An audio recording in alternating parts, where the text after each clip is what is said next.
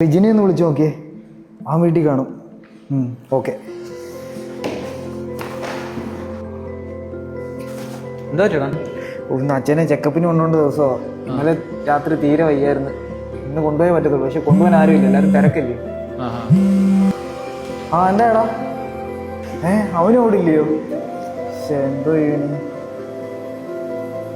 പക്ഷെ ഇതെല്ലാം കളഞ്ഞിട്ട് നാട്ടിൽ പോയാലോന്ന് ആലോചിക്കുന്നുണ്ട്. പക്ഷെ അവിടെ നിന്നിട്ട് കാര്യമില്ല. ഇവിടെ വന്നിട്ടില്ല, കുറച്ച് പൈസ ഉണ്ടാക്കാൻ പറ്റി. എടാ നീ വിഷമിക്കാതെ, നിനക്കിപ്പോ നിന്റെ അച്ഛൻ ആശുപത്രി കൊണ്ടുപോകണം, അത്രല്ലേ ഉള്ളൂ. അതെ. ഈ കാണുന്ന നമ്പറിലേക്ക് ഒന്ന് വിളിച്ചേ. അവർ നിന്റെ അച്ഛനെ പൊന്നുപോലെ കാറിൽ ആശുപത്രി കൊണ്ടുപോവുകയും ചെയ്യും, തിരികെ വീട്ടിലെത്തിക്കുകയും ചെയ്യും. വിശ്വസിക്കാവോ? തീർച്ചയായും. എനിക്കറിയാവുന്ന ഒരുപാട് പേര് ഇവരുടെ സേവനം ഉപയോഗിക്കുന്നുണ്ട്. ആശുപത്രി കൊണ്ടുപോകാൻ മാത്രമല്ല, ഡോക്ടറിനെ കാണാനും മരുന്ന് മേടിക്കാനും പിന്നെ രാവിലെ ലാബിലെ ബ്ലഡ് ടെസ്റ്റ് ചെയ്യിക്കാനും ഒക്കെ ഇവർ കൂടെ ഉണ്ടാവും. നീ എങ്ങനെയാണ് നിന്റെ അച്ഛനെ നോക്കുന്നത്, അതിനേക്കാൾ ഭംഗിയായിട്ട് അവർ നോക്കിക്കോളും. വലിയ പരിപാടി. ഇത്ര നാളായിട്ട് ഞാൻ അറിഞ്ഞില്ലല്ലോ.